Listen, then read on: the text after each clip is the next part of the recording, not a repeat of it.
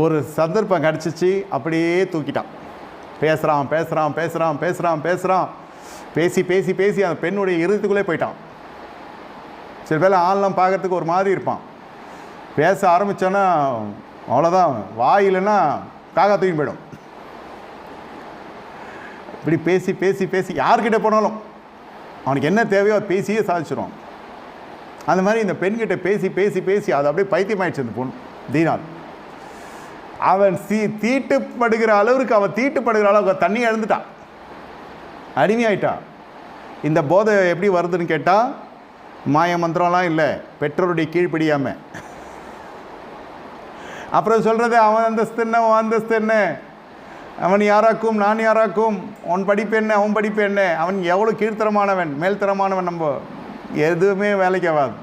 முதல்ல நீ கீழ்த்தரமாக போயிட்ட கற்றுக்குள்ள போச நேரத்துக்கு போல